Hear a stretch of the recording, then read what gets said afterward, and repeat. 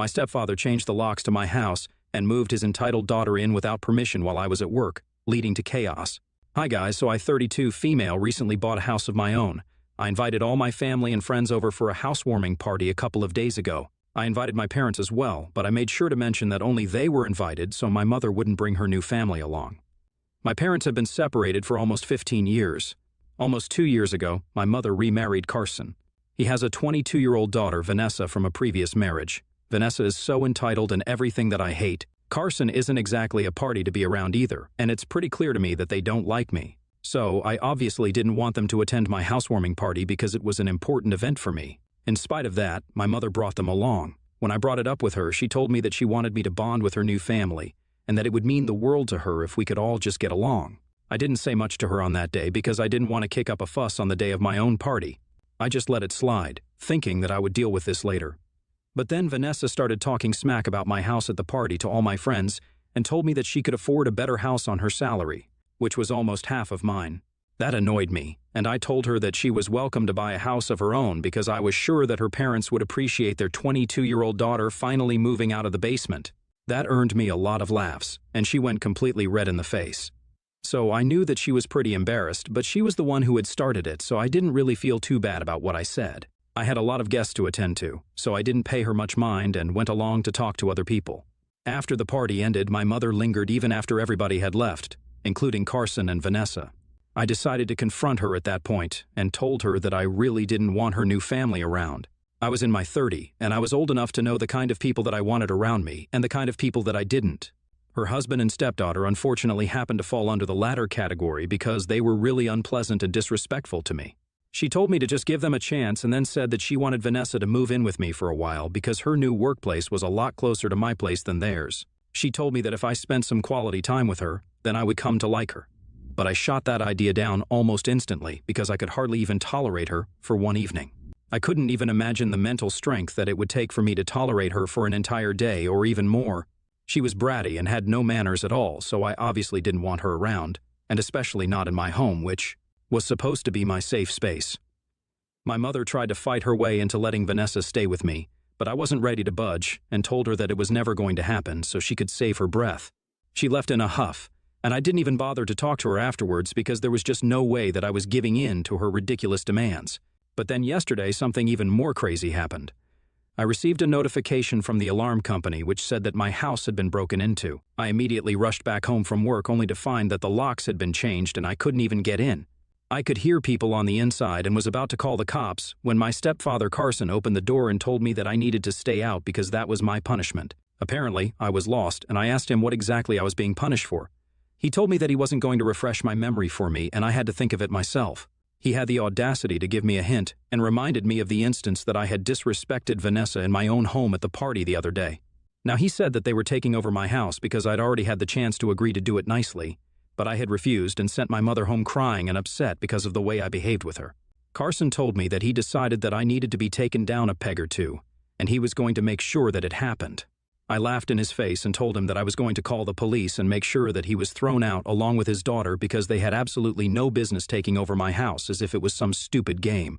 Then things got even more frustrating, and he told me that he knew I wasn't going to do anything of the sort because then my mother would be really upset with me and wouldn't ever speak to me again. He reminded me that I knew the kind of experience she'd had with cops and that she didn't really like them. My mother had a really bad history with police, and she even hated the thought of having them involved, even if there was a crime being committed. So, she really wouldn't ever forgive me if I involved the cops in this, and I was acutely aware of it. He even said to me that Vanessa apparently deserved to live in this house more than I did. Then he left me on the porch and slammed the door shut in my face. I realized then that there was really nothing I could do except call the police and hope for the best, because clearly Carson and Vanessa weren't going to leave on their own. So I called the police, and within an hour, I was having them evicted from the premises, which was lucky because Vanessa had actually started unpacking her stuff. Carson could barely get over the shock of what had happened because he hadn't been counting on me to call the police like this because of my mother's past experiences with the cops. I knew that my mom wasn't going to be happy about this, but I still did it. I knew she had trauma related to the police, but my hands were tied here. I really couldn't do anything apart from get the cops involved. I received a call from her about an hour ago, and she wasn't even mad at me, which I guess was more disappointing than if she actually had been pissed off. She sounded legitimately upset, and told me that if I really didn't want to give Vanessa a chance to live with me and prove that she wasn't as bad as I believed she was, then I should have just called her, and she would have put a stop to it. But she couldn't forgive me for calling the police and having them evicted so nastily like how I did. She told me that she wouldn't ever speak to me again because to her, what I did was pretty much unforgivable. It broke my heart because of how sad she sounded, and it didn't feel like she was enjoying this at all. Usually, my mother's all for the drama, but this time it was different, as if she was actually disappointed in me, and I couldn't take that. I apologized to her in spite of myself, knowing that I had no fault in any of this, but she still disconnected the call and blocked me.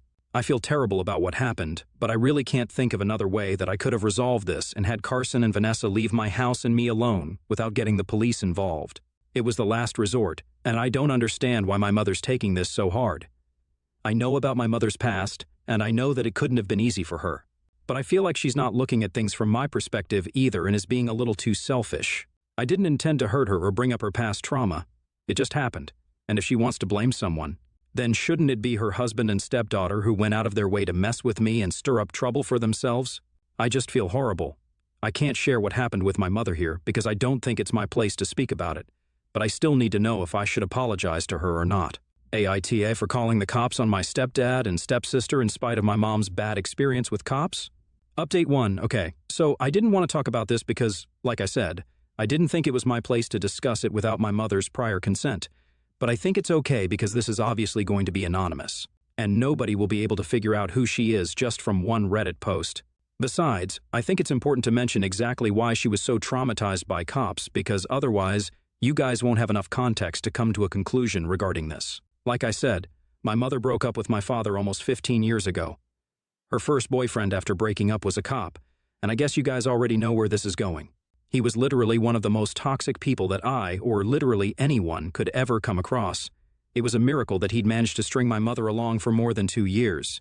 He used to put her down all the time and would make sure that he absolutely shattered her self-esteem. He'd also isolated her from pretty much everybody in her life, and she would meet me about once or twice a month while she was with him. Even then, she seemed very out of it, as if she wasn't even there with me. After almost a year, she was forced to stop seeing anybody at all because her boyfriend didn't like the fact that she still had ties to her past life and wanted her to give up all of that if she really wanted to be with him. He was jealous, petty, and insecure, and I don't think I would wish a boyfriend like that even on my worst enemy. The relationship ended only because he ran away with one of his CO workers in the middle of the night and left my mother with nothing but a letter saying that he didn't want to be with her anymore and had been having an affair for almost 8 months before he finally made his run for it. My mother was depressed for almost a year after that, and I don't know what happened, but she seemed to have developed a fear of cops and couldn't bring herself to trust them after that. It was crazy because one time she even lost her purse and refused to report it to the cops either. That's how deep-rooted her fear and mistrust was. And I guess you guys can imagine how betrayed and hurt she'd felt when she realized that I'd reported her husband and her stepdaughter to the police. That was the one thing that she could never forgive, and her family had pushed me to do exactly that one thing, knowing how badly it would upset my mother. I'm beginning to think that they'd actually planned this so that they could turn my mother against me once and for all, but I have no way to prove it. So I guess it's just my word against theirs. All I remember is that even though Carson seemed a little shocked to see the cops, Vanessa didn't seem flustered at all. But it's not like I can do anything about that now. All I can do is wish and hope that my mother comes around. Even if she doesn't, I'll be okay with that because I know that I tried my best to keep the peace, but her new family just wouldn't let it happen, and now it's her choice who she wants to stick with. Update 2, so my mother and I haven't spoken in almost 2 weeks after the whole incident. I bet Vanessa is pretty happy about all of this if I'm to go by her social media. I don't follow her, but a friend of mine sent me a picture that she put up a couple of days ago of my mother, Carson, and her on a beach chilling with sunglasses on with the caption, "Just a fam recovering." I don't understand what she's supposed to be recovering from because, as far as I'm concerned, I was the one who went through a traumatic experience with her and her father. I talked to my dad about it, and he thinks that I did the right thing.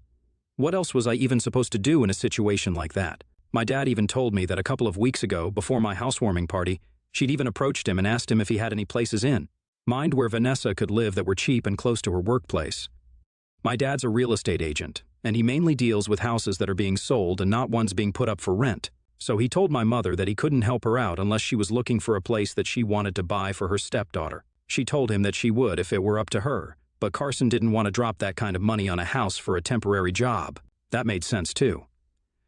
The thing that I was just upset about was that these were pretty bold words from a woman who refused to help me with my college tuition because she wanted me to learn to be independent and self-sufficient. But when it comes to Vanessa, there are a lot more allowances being made in comparison to how I was brought up and treated by my mother. Again, it's not even her own blood, but she seems to have a better relationship with Vanessa than she does with me. Even with this beach trip, my mother had always insisted that she didn't like the beaches and actually preferred traveling in the hills, or maybe through the woods if we had to go on vacations or trips. I love the beaches, but with her, I always had to compromise and settle for her choices because otherwise I knew that she just wouldn't go and we'd end up canceling the trip altogether.